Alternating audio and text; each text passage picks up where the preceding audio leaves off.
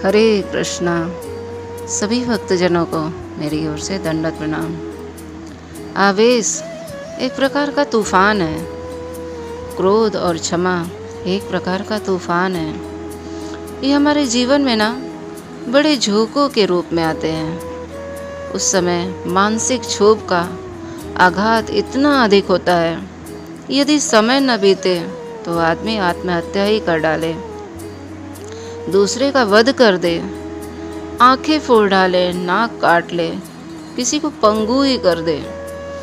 लेकिन यदि कोई व्यक्ति तनिक ठहर जाए और कुछ समय गुजर जाने दे तो उसमें उस संकट को झेलने की गुप्त आत्मशक्ति प्रकट हो जाती है। समय ना बीतने से मानसिक संतुलन ठीक होने लगता है। जैसे जैसे समय आगे बढ़ता है, मानसिक संतुलन भी अपने आप ठीक हो जाता है।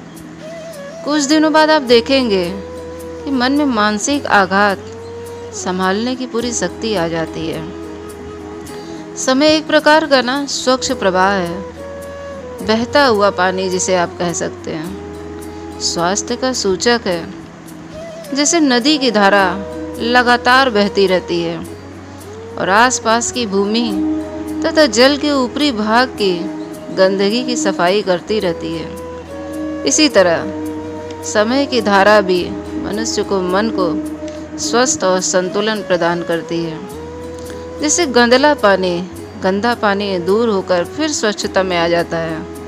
जैसे जल में चांदी जैसी धवलता एक बार फिर से देखने को मिलती है, उसी तरह समय की निरंतर गति को देखकर ठीक ही कहा गया है।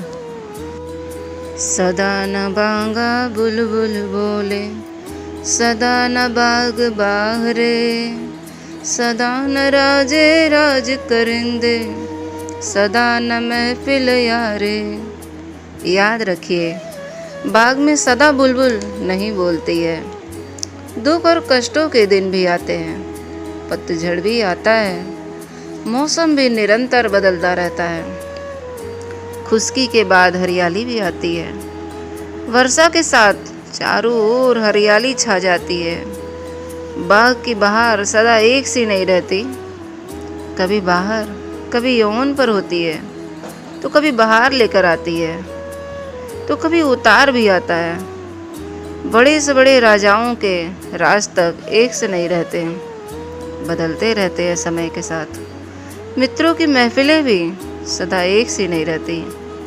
समय की गति निरंतर अविच्छिन्न बहता रहता है, बदलता रहता है। सतत परिवर्तन ही इस जगत और जीवन का नियम है। याद रखिएगा आप सब, समय एक ऐसी औषधि रूप है जो बड़े बड़े घाव को भी समय की गति से ही भर जाते हैं। आपको याद है, जब भगवान श्री रामचंद्र जी अयोध्या को छोड़कर अपनी धर्म पत्नी और भाई श्री लक्ष्मण जी को साथ में लेकर वन जा रहे थे, तब उनकी माताएं कारुणिक विलाप कर रही थीं। राजा दशरथ का बुरा हाल था। वे सोच रहे थे, श्री राम के बिना कैसे जीवन जीवेंगे। सब प्रजाजन श्री राम से बहुत प्रेम करते थे और धीरे धीरे उनके वन गमन का समय भी नज़दीक आ गया। वल्कल वस्त्र धारण करके वे वन की ओर चले गए। वियोग की मानसिक आघात से राजा दशरथ पछाड़े खाकर गिर पड़े और चारों दिशाएं विरह वेदना से विह्वल होकर चित्कार कर उठी। माताएं रोने लगीं। अयोध्या के प्रजाजन भी पागल से प्रभु के साथ साथ चलने लगे। भक्ति और प्रेम और करुणा से सने हुए बहुत दूर तक इसी प्रकार चलते रहे। नगर खाली हो गया। अंत में बड़ी कठिनता के साथ में भगवान ने सबको लौटा दिया। सब पर वियोग का आघात पड़ा, बड़ा भयानक गहरा वियोग पड़ा। किंतु समय ना बड़ी औषधि है। धीरे धीरे धीरे समय बीतता गया और फिर से काम चलने लगा। दिन, सप्ताह, महीना और वर्ष बीतने लगे। समय की गति ने घाव भर दिए। दशरथ जी तो वियोग में चल बसे, पर माताएं मानसिक आघात को सहन कर गई। वे 14 वर्षों तक जीवित रहकर राम के आगमन की प्रतीक्षा करती रही। समय की गति ने सबके घाव भर दिए। इसी प्रकार श्री कृष्ण भी जब गोकुल से मथुरा गए तब गोपियां विरह में व्याकुल हो उठी। उनके मानसिक कष्टों का क्या ठिकाना था। गोपियों के विरह के वर्णन करने में महाकवि सूर की स्याही भी आज तक सूखी नहीं। वह अश्रुधारा आज भी ज्यों की त्यों बनी रही। लेकिन काल के प्रवाह में वह दुख बह गया। समय चला जाता है, यह किसी के लिए नहीं रुकता। रुकना उसका स्वभाव नहीं है। अच्छा हो या बुरा हो, समय की सरिता अविराम अविच्छिन्न चलती ही रहती है। यह लाभदायक भी है।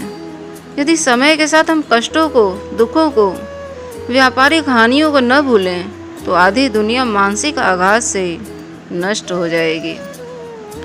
अर्थवेद की इस सूक्ति में मन को शांत और हृदय को सांत्वना देने की बड़ी शक्ति भरी हुई है। माम गतानाम दिधि था, अर्थात गुजरे हुओं के लिए कदापि दुख शोक मत करो। इस संसार की सब वस्तुएं समय के मुख में हैं, जो अवश्यंभावी हैं, जिसे तुम रोक नहीं सकते, उसके लिए भला क्या रोना है। ईश्वर ने सबको मूल्यवान शक्ति दी है। ईश्वर ने मनुष्य को दुखों से छुटकारा के लिए जो शक्तियाँ दी हैं, उनमें से कष्टों को भूलने की शक्ति बड़ी ही मूल्यवान है। समय बीतने पर दुख स्वयं ही दूर हो जाते हैं। मन का क्लेश वक्त बीतने के साथ खुद अपने आप हल्का होने लगता है। एक समय ऐसा भी होता है, विशेषतः बचपन और यौवन में, जब यह जो करता है, जो कुछ भी एक बार पढ़ लिया जाए, सीख लिया जाए, सुन लिया जाए, वो हमेशा याद रहता है।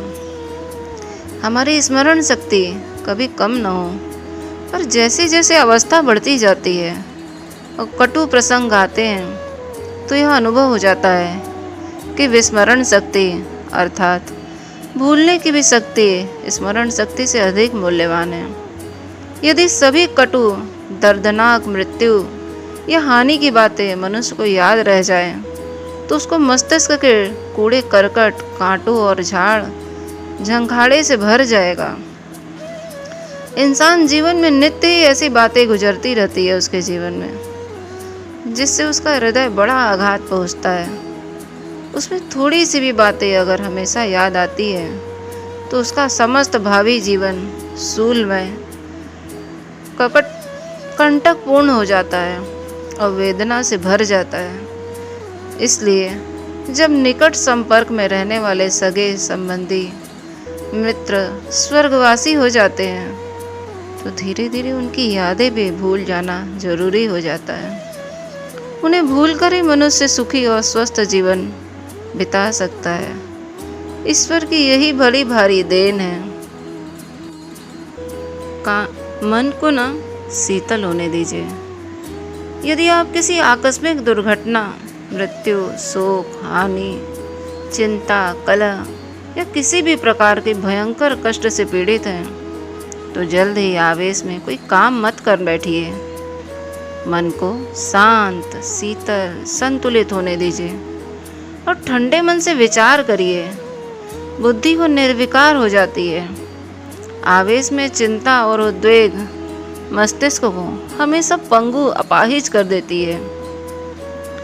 कानून में भी फैसला तुरंत नहीं हो जाता, वरन सबूत इकट्ठा करने में महीनों और वर्षों लग जाते हैं। दोनों पक्ष समय की रफ्तार से ठंडे पड़ जाते हैं और समय इस गति से आवेश में होने वाले बहुत से झगड़े ठंडे पड़ने और स्वतः ही शांत हो जाते हैं। और लड़ने झगड़ने वाले दोनों पक्ष अपनी भूल का अनुभव करने लगते हैं और अनेक बार देखा गया है कि दोनों समझौता भी स्वतः ही कर लेते हैं।